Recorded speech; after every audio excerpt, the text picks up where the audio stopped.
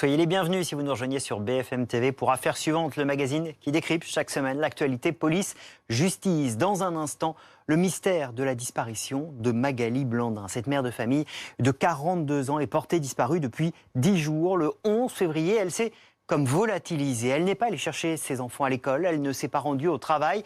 Depuis, aucune trace d'elle, et ce, malgré l'important dispositif de recherche qui a été mis en place. Alors, quelles sont les hypothèses pour expliquer sa disparition? Peut-elle avoir décidé de changer de vie? Le mystère de Montfort-sur-Meu, ce sera dans un instant, juste après le dossier de la semaine.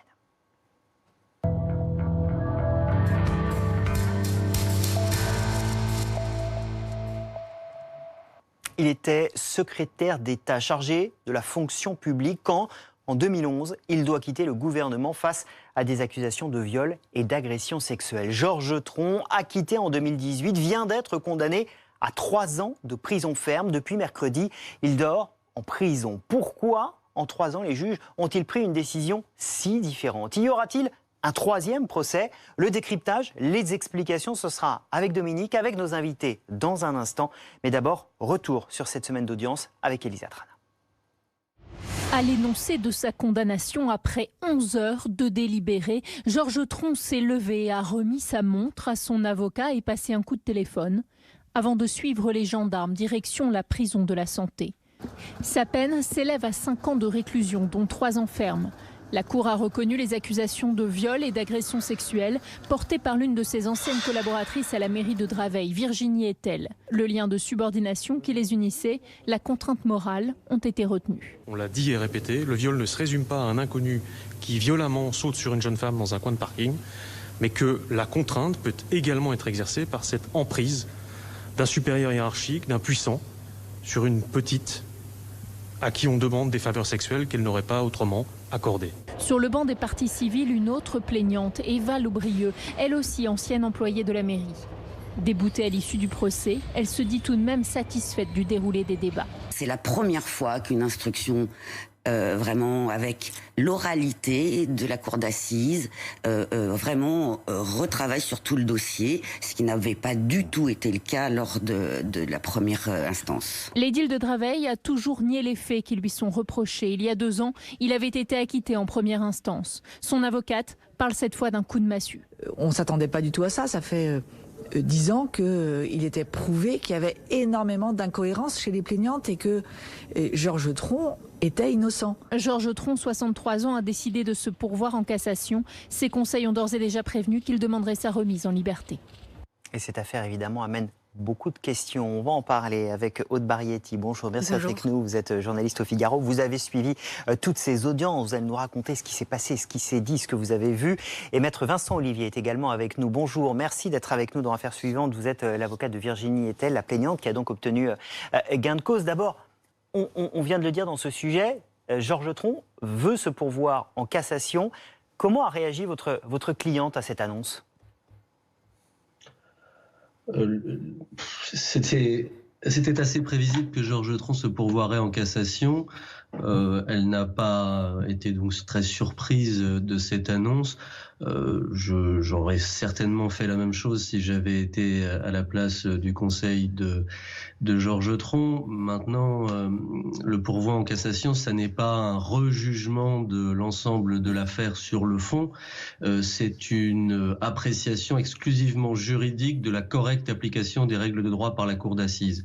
Et de ce que j'ai pu voir de ces 4 semaines d'audience, je n'ai pas discerné un motif évident de cassation.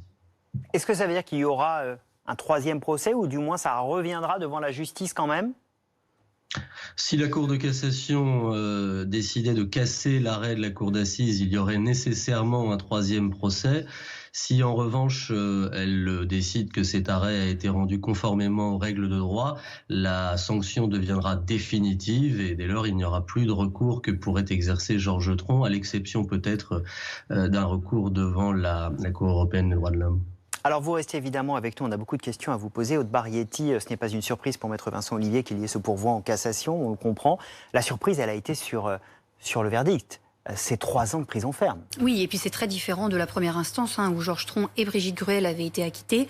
Donc là, 3 ans plus tard, nouveau procès. Il faut bien comprendre qu'on recommence à zéro. C'est un tout nouveau procès. Tous les témoins sont réentendus, les accusés sont interrogés, les plaignantes aussi. Et la décision est complètement contraire à celle de la cour d'assises de Seine-Saint-Denis. Comment est-ce que vous expliquez, vous, journaliste qui avez suivi cette audience, une telle différence entre un acquittement la première fois, une condamnation lourde la seconde fois? Question que vous pourrez poser aussi à maître Vincent Olivier. Évidemment, comme je vous le disais à l'instant, c'est 2 procès complètement différents, donc ça repart à zéro. Il faut aussi bien voir que les magistrats et les jurés sont différents. Donc la perception peut avoir évolué, on en parlera probablement tout à l'heure, dans un contexte de libération de la parole. C'est ça qui est important, oui. Est-ce que c'est ça qu'on voudrait vous entendre dire? Est-ce que ce contexte de libération de la parole, est-ce que ces accusations qui sont portées contre beaucoup de personnalités en ce moment peut avoir joué en faveur d'une condamnation de Georges Tron? C'est impossible de se mettre à la place des jurés. Les jurés, c'est pas des personnes qui sont coupées du monde extérieur. Elles entendent ce qui se passe. Après, de là à dire que ça a guidé leur décision ou pas, dans la feuille de motivation, on voit bien qu'il y a des raisons juridiques, des raisons qui ont été avancées par la cour d'assises d'appel, qui ne sont pas la libération de la parole, évidemment. Maître Vincent Olivier, effectivement, cette question, on a envie de vous la poser aussi. Est-ce que le contexte a joué ? Encore une fois, je vais être d'accord avec Aude Barietti. On ne peut pas savoir exactement ce qui s'est passé dans la salle des délibérations. Cela dit, je pense que ce qui a véritablement joué dans la condamnation de Georges Tron, c'est l'examen attentif et rigoureux du dossier mené pendant près de 4 semaines. Alors, devant la cour d'assises de Bobigny, l'audience n'avait pas été aussi sereine, n'avait pas été, à mon avis, aussi digne.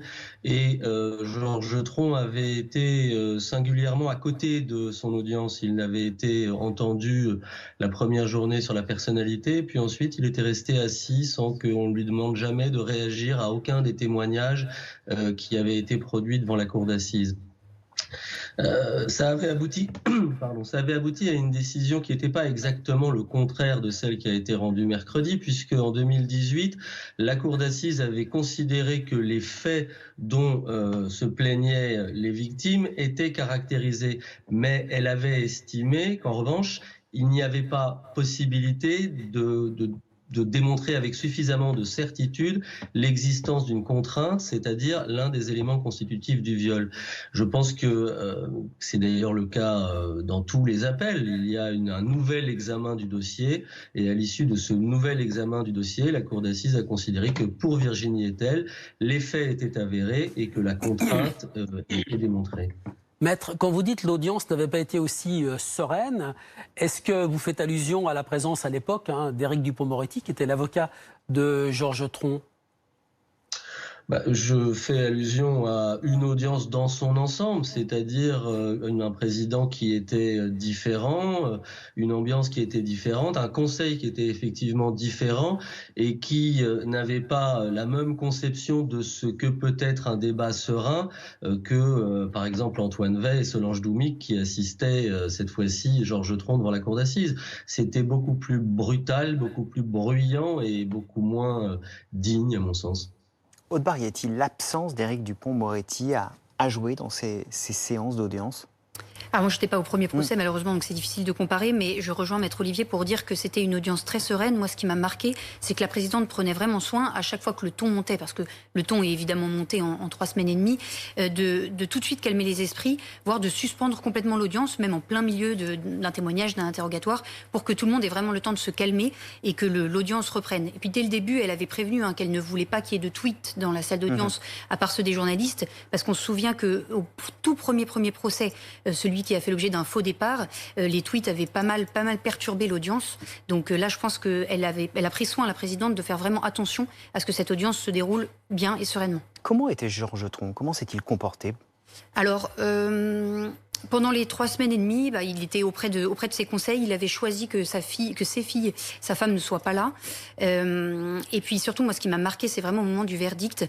Il est resté. Nous, on était de derrière avec les autres journalistes. On ne l'a pas vu. Il n'a pas bougé et il n'a pas exprimé d'émotion. Après, il porte un masque, donc c'est toujours difficile. Mais après, ce qui était très fort, c'est tous ces petits gestes qu'on a rappelés tout à l'heure. Donner sa montre, passer son coup de fil à sa femme, puis passer dans le box des accusés, lui qui comparaissait libre. Ça, c'était quand même un moment assez fort. Au moment moment de l'énoncé du verdict, ça s'est passé comment? Parce que personne ne s'attendait forcément à une peine aussi lourde. Alors il faut s'imaginer qu'en fait, quand la cour d'assises va rendre son verdict, on fait revenir tout le monde dans la salle un peu en avance. Donc il y a une sorte de tension qui monte. Les plaignantes sont là, les accusés aussi, les journalistes, le public, tout le monde. Et puis on attend. La cour revient. Et puis ensuite, la présidente énonce les réponses aux questions qui étaient posées. Il y avait 19 questions. Et dès la première question, la réponse était oui. Donc on a su que Georges Tron allait être condamné. Et là, c'est vrai qu'après, la litanie des 19 questions peut paraître un peu longue parce qu'il faut faire tout ça avant d'arriver à l'énoncé de la condamnation. Maître Vincent Olivier, votre cliente aujourd'hui estime qu'elle a été entendue, qu'elle a été indemnisée à sa juste titre. Quand je dis indemnisée, en tout cas, qu'elle a été reconnue dans sa position de victime. Après 10 années de procédure, Virginie Etel aujourd'hui est satisfaite de voir que les accusations qu'elle porte contre Georges Tron ont été examinées et qu'elles ont abouti à sa condamnation. Elle est satisfaite aussi de voir que dans la feuille de motivation, beaucoup d'éléments qu'elle évoque depuis plusieurs années ont été pris en considération, et je pense notamment aux pressions qui ont été exercées sur elle ou sur d'autres témoins, aux menaces, au chantage qu'on a exercé à son encontre. Contrairement à ce que j'ai pu entendre, cette décision de cour d'assises, elle ne vient pas de nulle part, elle vient d'un examen attentif d'un dossier et d'un examen du comportement de Georges Tron, que ce soit avant les faits, pendant les faits ou après les faits. De tout cela, Madame Etel est très satisfaite parce qu'elle estime, à juste titre, et comme le disait Eva Loubrieux, que pour la première fois, il y a eu une véritable audience et un véritable jugement rendu. Maître Olivier, une peine de prison, c'est ce que vous vouliez, c'est ce que voulait votre cliente, plutôt qu'un aménagement de peine?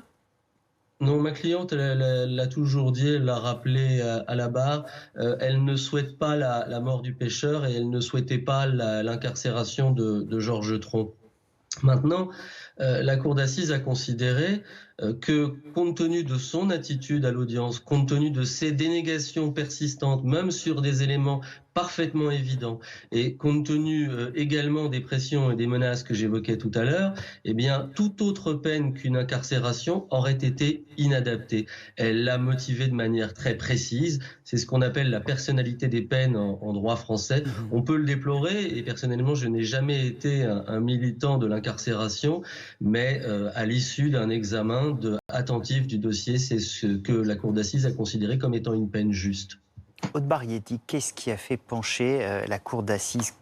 Qu'est-ce qu'on a découvert en fait? Il y avait un système qui était organisé dans cette mairie de Draveil? Alors, la Cour d'assises de Paris a estimé, comme d'ailleurs la Cour d'assises de Seine-Saint-Denis il y a 3 ans, que régnait un climat hyper sexualisé à la mairie de Draveil, ce que Georges Tron ne reconnaissait pas puisqu'il reconnaissait aucune relation sexuelle avec les plaignantes.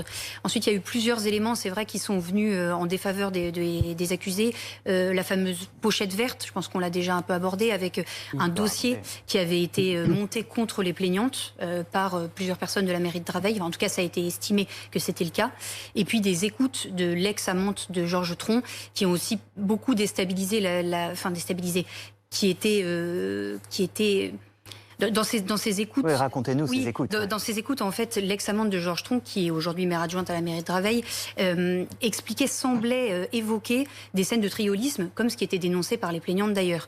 Et en fait, la Cour a considéré que voilà, elle dénonçait là des scènes de triolisme et donc que ça menait à un climat général hypersexualisé. Elle évoquait aussi une sorte de contrainte en disant, dans mon souvenir, c'est pas comme si on mettait un couteau sous la gorge ou un flingue sur la tempe, mais c'est quand même une contrainte. Et le mot contrainte, le mot emprise ont été utilisés à de nombreuses reprises pendant le procès et ont d'ailleurs été repris dans la feuille de motivation. Oui, ce qui a changé, c'est que là, on a reconnu que ces femmes avaient été agressées par surprise. Alors, pas les deux, c'est ça qui est important, c'est que une sur deux, puisque la Cour a estimé que les déclarations d'Eva Loubrieux n'étaient pas assez précises, étaient variables dans le temps, et qu'il y avait une relation consentie à l'origine entre elle et Georges Tron, et qu'on ne pouvait pas déterminer quand est-ce que la relation consentie s'était arrêtée ou pas. Donc seule Virginie Etel a été reconnue comme victime. Avec effectivement ce côté surprise, pardon. Oui, la surprise, c'est ça qui est important. On parle beaucoup de la morale, de la contrainte morale, pardon. Mais en effet, la Cour a retenu aussi la surprise, puisque ces séances commençaient toujours par des sortes de séances de réflexologie plantaire, qui sont la passion assumée de Georges Tron, ce qu'il reconnaît d'ailleurs. Et donc, la Cour a retenu l'élément de surprise pour ces débuts de c'est difficile d'appeler ça séance, mais pour ces débuts de séquence. Quelle est leur vie aujourd'hui à ces victimes? Comment elles se reconstruisent? Est-ce qu'elles ont raconté? Elles vont voir des psychologues? Elles se font aider? Oui, alors on a vu beaucoup d'émotions de leur côté pour le coup. C'était 2 femmes qui sont parues très soudées. Évidemment, la décision finale était difficile puisque du coup Eva Loubrieux est partie de la salle. C'était assez impressionnant, en semblant suffoquée pendant que Virginie Etel restait et puis a fini par pleurer, notamment dans les bras de son conseil. C'est des femmes qui se disent, et ça se voit très marquées, et qui ont essayé de se reconstruire. Je crois qu'il y en a une qui a quitté Paris. Évidemment, elles ne travaillent plus à la mairie de Draveil. Elles ont vraiment essayé de faire leur chemin pendant ces 10 ans de procédure, comme l'a rappelé Maître Olivier. Merci beaucoup, Aude Barietti. Merci beaucoup, Maître Vincent Olivier, d'avoir été avec nous dans cette émission d'affaires suivante. Merci. Vous restez avec nous dans un instant. On reviendra sur la mystérieuse disparition de Magali Blandin, cette mère de famille de 42 ans portée disparue depuis le 10 février dernier. Toujours aucune trace d'elle malgré les nombreuses battues qui ont mené. Une information judiciaire devrait être ouverte dès demain.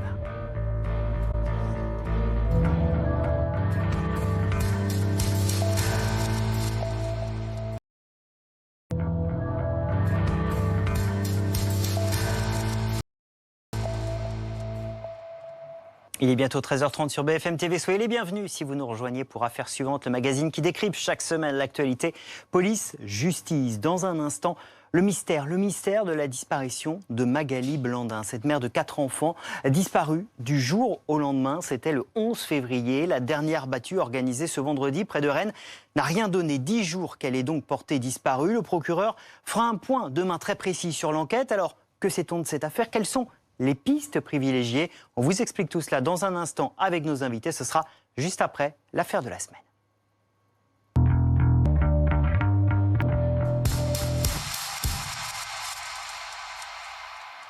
Un présentateur vedette accusé de viol, Patrick Poivre d'Arvor, est visé par une enquête pour viol après le dépôt d'une plainte devant le parquet de Nanterre. Plainte de Florence Porcel, jeune écrivain qui dénonce des actes remontant à 2004 et 2009.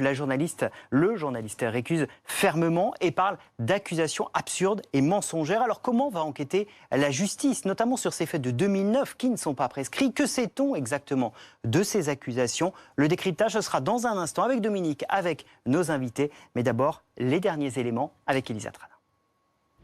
Star incontesté du journal de 20h pendant près de 30 ans, Patrick Poivre d'Arvor est aujourd'hui la cible d'accusations de viol. Ces accusations émanent de Florence Porcel, écrivain. Début janvier, dans son roman Pandorini, elle décrit une femme sous l'emprise d'un homme connu. Pour cette fiction, l'auteur affirme s'être inspiré de sa propre histoire avec Patrick Poivre d'Arvor. La jeune femme raconte avoir écrit au journaliste à l'automne 2004 pour le féliciter au sujet de son dernier ouvrage. Selon sa version des faits, il lui téléphone quelques jours plus tard et lui pose des questions intimes, notamment sur sa virginité. Rendez-vous est pris en novembre dans son bureau à TF1. Florence Porcel affirme qu'il l'a alors forcé à avoir une relation sexuelle. S'ensuivent entre eux, toujours selon Florence Porcel, plusieurs rendez-vous et un rapport consenti.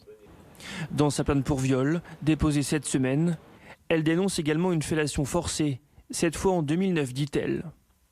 Le journaliste de 73 ans a immédiatement démenti et livré sa vérité sur sa page Facebook. De toute ma vie, je n'ai jamais obligé quiconque à une relation sentimentale, ni bien évidemment à une relation sexuelle. On cherche à m'utiliser pour assurer la promotion d'un roman. Les écrits de Florence Porcel que j'ai conservés le prouveront amplement.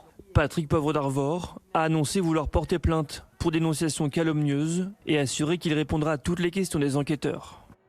Et cette affaire pose évidemment beaucoup de questions. On va essayer de répondre avec nos invités. Benoît d'Aragon, bonjour. Vous êtes journaliste média au Parisien. Vous avez, le Parisien, sorti cette plainte de Florence Porcel. On va en parler évidemment avec vous. Mélanie Véquieux, service police-justice de BFM TV, est également avec nous.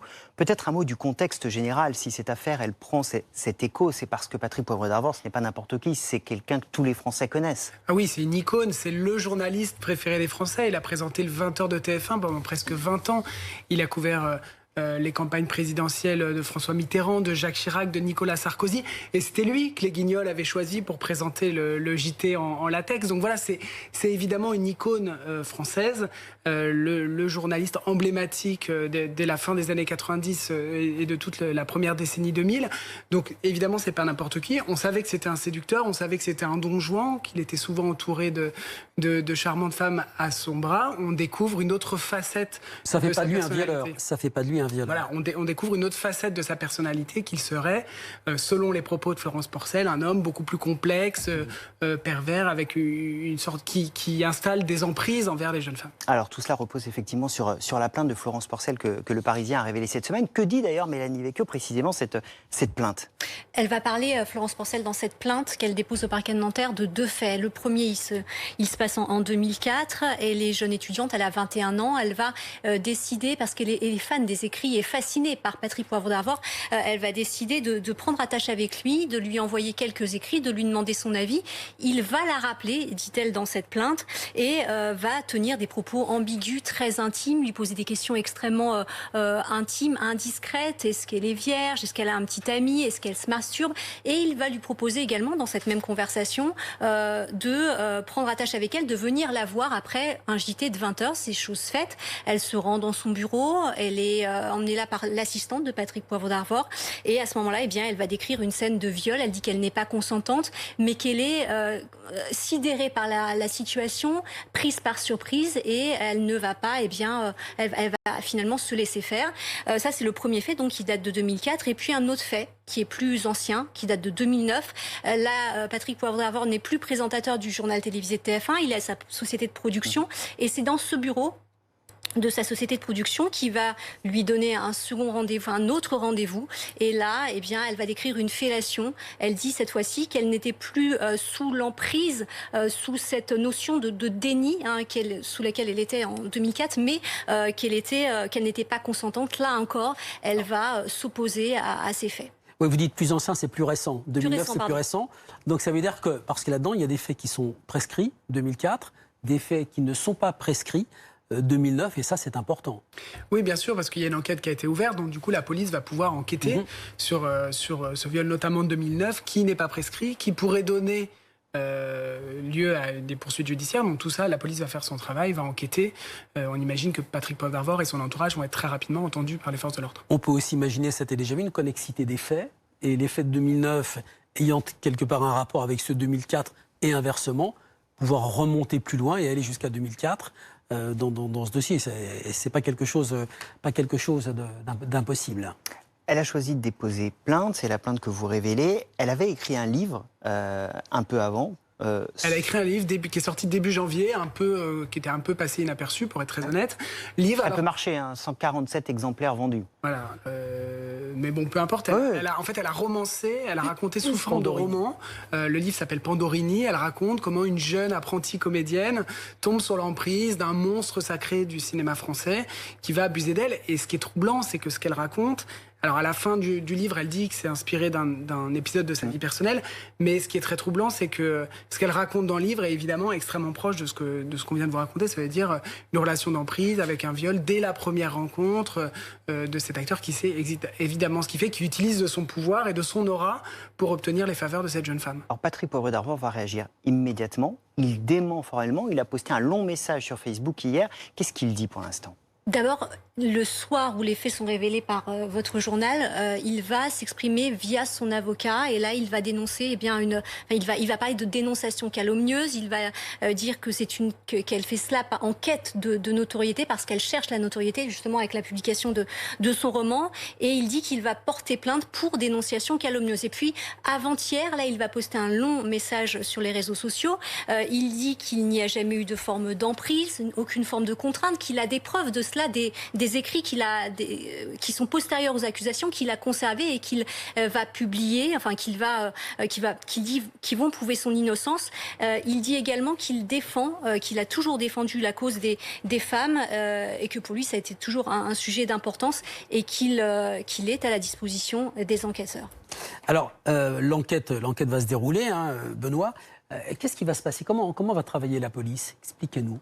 Elle va évidemment entendre, j'imagine, Florence Porcel en premier lieu, puisque c'est la plaignante.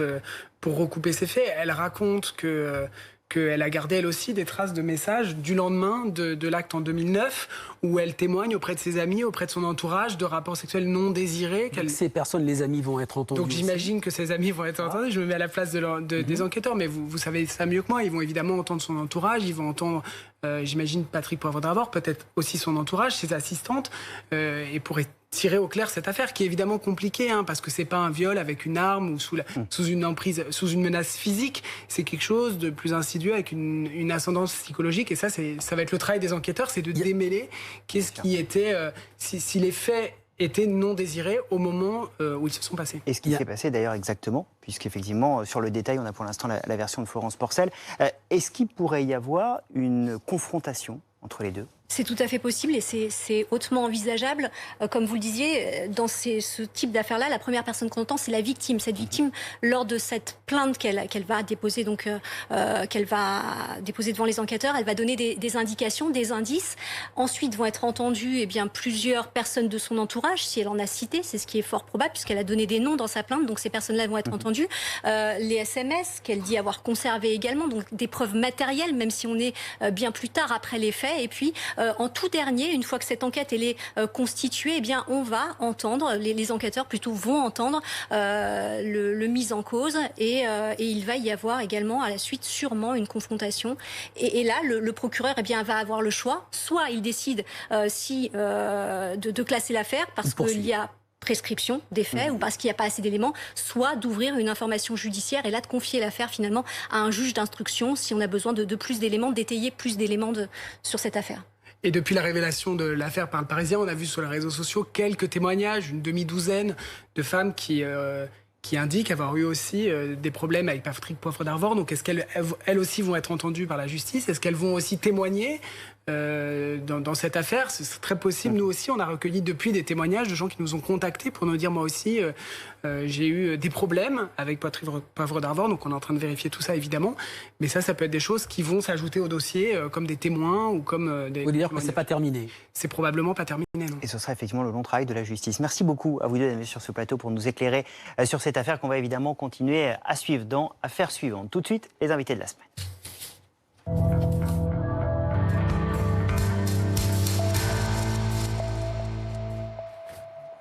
Une information judiciaire sera ouverte demain pour tenter de retrouver Magali Blandin. Cette mère de famille de 42 ans s'est comme volatilisée le 11 février dernier. Ce jour-là, son téléphone émettra un dernier signal en fin de matinée au nord de la commune de Montfort-sur-Meux, à côté de Rennes. Le lendemain, ses collègues ne la verront pas arriver au travail. Ses enfants l'attendront en vain à la sortie de l'école. Magali Blandin reste introuvable et ce, malgré les différentes battues organisées. Alors où en est aujourd'hui l'enquête? Quelles sont les principales pistes? Tous les détails dans un instant avec nos invités, mais d'abord les derniers éléments de l'enquête avec Elisa Trana. Le dernier signe de vie de Magali Blandin remonte au 11 février. Ce jour-là, jour de froid et de pluie verglaçante, elle avait pris une journée de repos. Vers 10h, la mère de famille serait sortie seule et à pied de son domicile de Montfort-sur-Meux. Son téléphone est localisé jusqu'au nord de la ville dans un bocage, puis plus rien. Le lendemain, l'une de ses collègues s'étonne de ne pas la voir venir travailler, puis reçoit un appel de l'école des enfants. Leur maman n'est pas venue les récupérer. La collègue alerte alors la gendarmerie. Immédiatement, la disparition de Magali Blandin est jugée inquiétante. Des premières auditions, on dirait à chaud, ont été réalisées à la fois dans l'entourage de Magali Blandin, dans son environnement de travail. On collecte encore une fois un maximum de preuves, un maximum de témoignages pour pouvoir naturellement poursuivre l'enquête et aussi orienter et prioriser les moyens opérationnels qui sont déployés sur le terrain. Sur le terrain, 150 gendarmes, dont des maîtres chiens, un hélicoptère et des plongeurs. 10 km de cours d'eau ont été sondés, les bois de la commune fouillés. À 2 reprises, des citoyens se sont joints aux recherches lors de battues. Elle a 42 ans, elle est blonde, elle a les yeux bleus, elle fait 1m50. Si vous voyez des éléments toujours, des éléments intéressants où vous pouvez vous dire... normalement, cet objet ou ce vêtement ne devrait pas être ici. Accident, mauvaise rencontre, disparition volontaire ou suicide, aucune piste n'est écartée. Magali Blandin, éducatrice, adepte de randonnée, était en instance de divorce dans un climat de tension. Séparé depuis septembre dernier, le couple alternait la garde de ses 4 enfants, une semaine sur 2. Une disparition qui intrigue, qui pose évidemment beaucoup de questions. On va essayer d'y apporter quelques hypothèses de réponse avec nos invités. Timothée Langevin, bonjour. Vous êtes journaliste à l'actu.fr, en charge de l'actu spécifiquement de Rennes, et vous avez suivi toute cette affaire. Vous allez pouvoir nous parler de ce qui se passe précisément là-bas, de cette affaire. Et puis le général François Daoust qui est avec nous. Bonjour, bienvenue. Bonjour. Vous êtes l'ancien directeur de l'Institut de recherche criminelle de la gendarmerie nationale, ancien commandant du pôle judiciaire de la gendarmerie et professeur de sciences criminelles à l'université de Cergy, Paris. D'abord, peut-être une question pour vous. Demain, le procureur nous a dit on fera un point presse et on va ouvrir une information judiciaire. Ça veut dire quoi concrètement? Qu'est-ce que ça change? Mais il estime que l'affaire peut être longue et qu'elle ne se fera pas dans le temps du flagrant délit ou d'une disparition inquiétante. À partir de ce moment-là, il veut confier à un juge d'instruction l'ensemble des moyens qui sont mis à la disposition des juges d'instruction de par la loi pour instruire. Et cette information peut être longue. Ça veut dire que l'enquête change de nature? L'enquête change de nature et c'est le juge d'instruction qui reprend la main. Et lui, il va prendre la direction de l'enquête et il aura auprès de lui des officiers de police judiciaire, il aura une équipe. Il demandera auprès de la force qui restera saisie de mettre les moyens pour conduire cette enquête sous sa direction. Il y a déjà eu beaucoup de moyens qui ont été engagés. Alors depuis le début du dispositif qui a été déployé, alors c'était vendredi soir au moment où la disparition a été signalée, il y a eu 150 militaires de déployés, donc de la compagnie et de l'escadron. Et il y a eu également beaucoup de volontaires qui ont été mobilisés. On en a eu 150 pour la première battue mardi de cette semaine. Il y en a eu 200 vendredi. Et des moyens assez rares qui ont également été déployés. Alors on a eu des plongeurs, une quinzaine de plongeurs qui ont sondé les cours d'eau. On a eu également des chiens de pistage, mais aussi un chien Saint-Hubert qui est un chien encore plus spécialisé dans la recherche de personnes, et un hélicoptère, la section aérienne qui est toujours mobilisé, oui. Timothée, vous avez enquêté, parlez-nous de ce couple, de cette famille. Alors, cette famille, effectivement, il y a eu, le procureur l'a annoncé vendredi, lors d'un communiqué de presse, qu'il y a des tensions qui ont existé au sein du couple. Alors, des tensions qui existent avant la séparation. Donc, les couples, donc Magali est séparée de son mari depuis septembre 2020. Ils ont 4 enfants ensemble et auparavant il y a eu de fortes tensions qui étaient liées aux ressources, à la gestion des ressources du ménage, et ça a conduit à des violences au sein du couple d'après la justice, puisqu'il y a une plainte qui a été déposée par Magali Blandin pour violence conjugale. Au cours de cette plainte, elle a quand même avoué elle-même avoir été elle aussi violente. Donc la plainte a été classée sans suite, faute de preuves et d'éléments, et pas assez d'éléments caractérisant l'infraction. Et il y a eu également quelques soucis avec les enfants. Alors il y a eu une audition des 2 aînés, donc qui sont âgés, je crois, de 12 et 14 ans, par la justice dans le cadre de la garde alternée entre les 2 parents, et les 2 aînés qui ont indiqué avoir une relation assez difficile avec leur mère.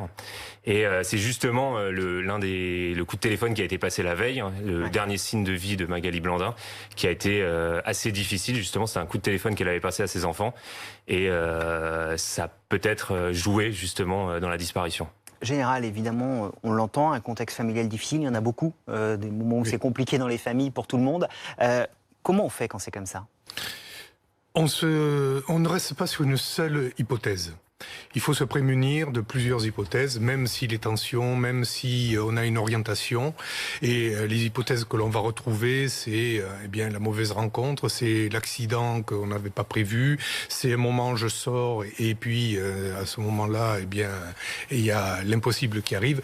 Et c'est aussi la dépression réactionnelle, qui est un moment de sa vie qui peut être difficile et on ne sait pas ce que la personne fera d'elle-même.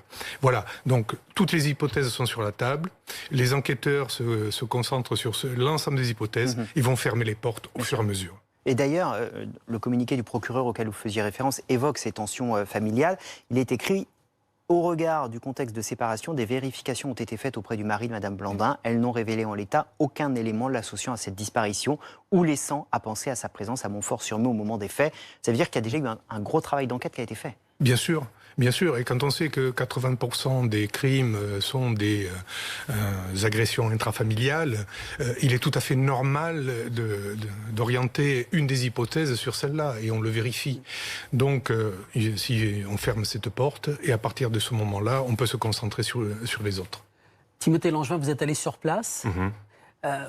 Son téléphone, le téléphone de Magali, cesse d'émettre près d'un marécage, c'est ça? Alors, c'est pas vraiment un marécage, c'est un petit cours d'eau, une rivière qui s'appelle le Garin, vraiment plus dans vraiment tout petit cours d'eau, près d'une voie ferrée, effectivement. Alors, ça se situe au nord de la commune de Montfort-sur-Meux, donc pas très très loin de là où elle vivait. Elle serait partie marcher, selon les enquêteurs. Alors, c'est une femme qui marche relativement souvent, marche beaucoup, le long des cours d'eau, dans ce coin-là de l'Ille-et-Vilaine. En plus, un endroit qui a plein de belles balades à faire, où on peut se balader. Donc, elle serait partie à pied avec son téléphone qui a cessé de borner à 10h du matin jeudi, et c'est à ce moment-là qu'on a perdu la trace de Magali. Ouais. Qu'est-ce que ça nous apprend, ça, Général Daoust? Ça nous apprend qu'à un moment, le téléphone s'arrête. Alors, est-ce qu'il s'arrête par une action extérieure? Est-ce qu'il s'arrête par une action personnelle de la personne, volontaire, j'en ai assez, je balaye ma vie, et qui peut être même deux sous-hypothèses, je balaye ma vie, c'est-à-dire je me jette à l'eau, par exemple, ou je change du tout au tout, je jette mon téléphone à l'eau, et je disparais. On le rappelle, à 1500 personnes qui disparaissent en France chaque année, qu'on ne retrouve jamais. C'est ça. Timothée Langevin, quel est l'état d'esprit à Montfort-sur-Meux? Parce qu'il y a toutes les hypothèses, et donc celle de quelqu'un qui aurait pu l'agresser. On sent cette pression-là qui monte? Alors effectivement, je suis allé à plusieurs reprises à Montfort-sur-Meux, j'ai interrogé quelques habitants. Alors peu la connaissent, puisqu'elle est arrivée en septembre 2020 dans la commune. C'est une femme qui a été, d'après ce que j'ai pu entendre, qui est assez discrète.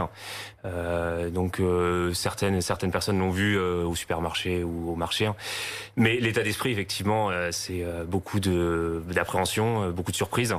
On est dans une commune de 7000 habitants qui est relativement calme. Après, on n'est pas à l'abri de ce genre de choses. Il y a eu il y a quelques mois une disparition aussi inquiétante, avec malheureusement un homme qui a été retrouvé décédé dans un bois.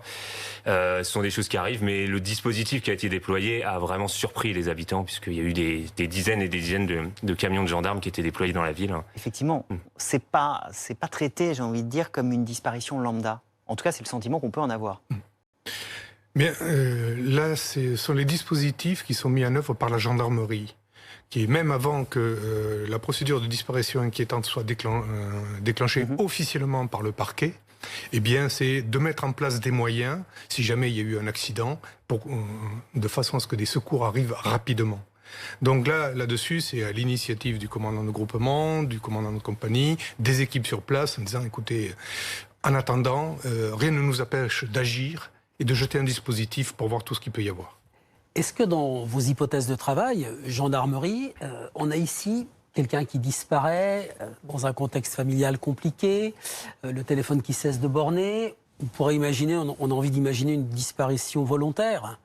Mais est-ce que le fait que ce soit une maman de 4 enfants, petits, c'est quelque chose dont vous allez tenir compte? Et la justice aussi. Parce qu'une maman qui a 4 enfants tout petits, enfin... Les derniers ont 3-4 ans. 3 et 7 ans, oui. 3-7 ans. 4 et 7 ans. Voilà. Ça disparaît pas comme ça? Alors, normalement, ça ne disparaît pas comme ça. Et il est évident que les 4 enfants, dans l'équation, si je peux appeler ça comme ça, sont un élément déterminant. Est-ce que elle abandonne, elle veut refaire sa vie? Non, 4 enfants, c'est lourd. Donc l'hypothèse sera vérifiée, mais si on jette un dispositif immédiat sur le terrain, c'est qu'on cherche autre chose, et très vite. Que disent les habitants sur place? Alors les habitants, ils disent pas grand-chose. Ils ont reçu comme consigne, surtout les proches, les collègues, tous ceux qui connaissaient Magali, de pas parler à la presse. Pour les besoins de l'enquête, ce qui peut s'entendre. Pendant la battue, les gendarmes n'aiment pas trop ce terme, ils préfèrent le terme de recherche de masse. Mais j'ai pu discuter avec quelques personnes. Beaucoup étaient fermés, refusaient de s'exprimer. D'autres sont comprennent pas et voilà, veulent continuer à faire des recherches par leurs propres moyens, seuls.